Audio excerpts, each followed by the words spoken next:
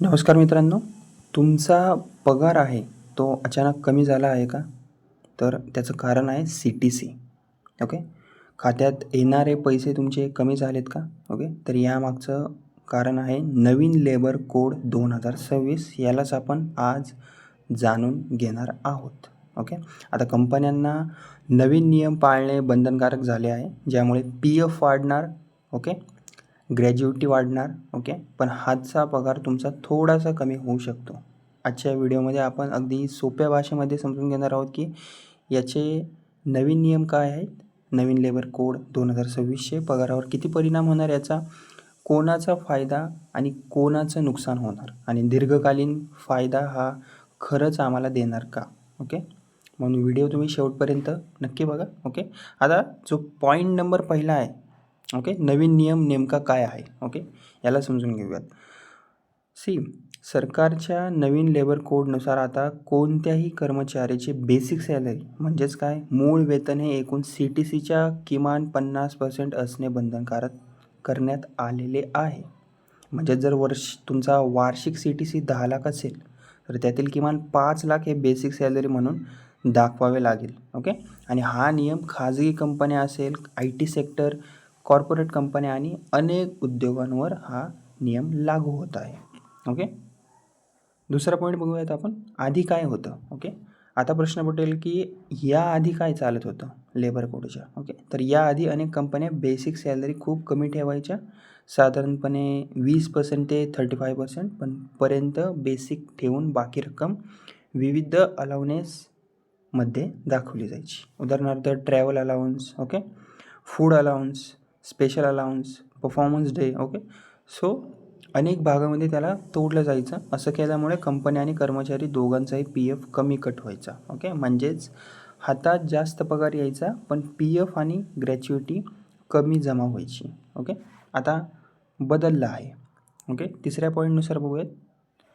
आता नवीन नियमामुळे basic salary वाढणार आहे. लक्षात ठेवा, PF आणि ग्रॅच्युइटीची गणना बेसिक सॅलरीवरच केली जाते. म्हणून बेसिक वाढला की PF कॉन्ट्रिब्युशन वाढेल, ग्रॅच्युइटी अमाऊंट वाढेल, रिटायरमेंट फंड मोठा होईल, पण हातचा पगार तुमचा कमी होऊ शकतो. चौथा पॉईंट बघूयात, हातचा पगार किती कमी होईल. ओके. आता हा सगळ्यात महत्त्वाचा प्रश्न आहे, हातचा पगार आपला किती कमी होईल. तर तज्ज्ञांच्या मते नवीन पगार रचनेमुळे टेक होम सॅलरी साधारणतः 5% ते 10% पर्यंत कमी होऊ शकते. ओके. आणि ही पूर्णपणे कंपनीच्या सॅलरी स्ट्रक्चरवर अवलंबून असेल. ज्या कंपन्यांमध्ये आधीच बेसिक सॅलरी जास्त आहे तिथे परिणाम कमी दिसून येईल. ओके. पण जिथे बेसिक कमी ठेवला जात होता तिथे मोठा फरक दिसू शकतो. ओके. पाचवा पॉईंट आहे 12 लाख CTCचे उदाहरण. ओके. आता हे उदाहरणातून आपण समजून घेऊयात. ओके. समजा एखाद्या एम्प्लॉईला किंवा कर्मचाऱ्याचा CTC 12 लाख आहे. आधी त्याची सॅलरी होती, बेसिक सॅलरी 30%, म्हणजे 30,000 प्रति महिना. PF साधारणतः 3,600 त्याचा कट होत होता. ओके. असं आपण समजून घेऊयात. पण आता नवीन नियमानुसार काय होणार, त्या एम्प्लॉईचं, कर्मचारीचं, ओके, बेसिक सॅलरी त्याला आता 50% म्हणजेच 50,000 प्रति महिना असणार. PF वाढून त्याचा 6,000 होईल, म्हणजे दर महिन्याला हातात येणारा पगार त्याचा कमी होईल. ओके.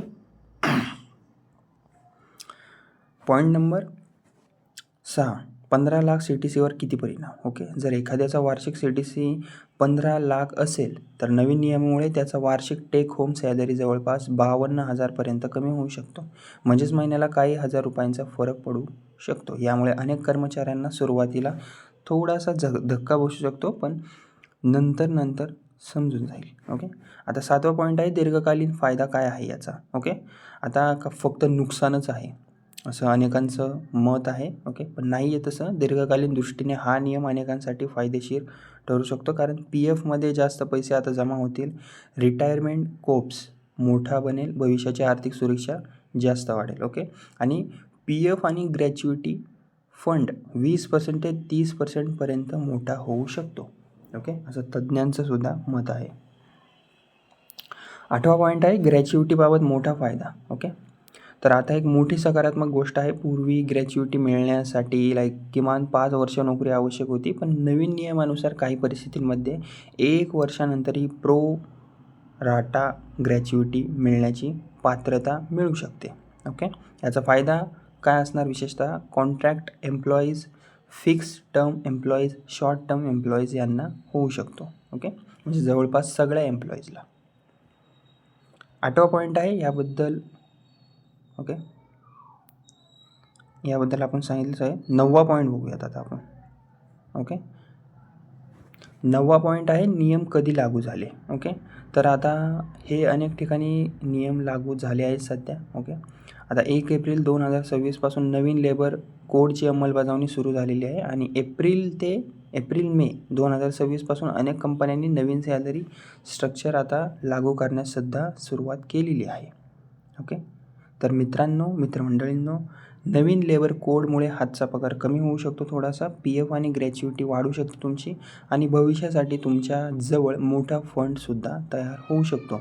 तुम्हाला बदल फायदेशीर वाटतो का नुकसानकारक हे मला कमेंटमध्ये तुम्ही नक्की सांगा, तुमचं ओपिनियन, तुमचं मत. ओके, आणि व्हिडिओ आवडला असेल तर व्हिडिओला लाईक, शेअर आणि अशाच महत्त्वाच्या अपडेटसाठी माझे बडी नावाचं चॅनल आहे त्याला सबस्क्राईब करायला विसरू नका. धन्यवाद.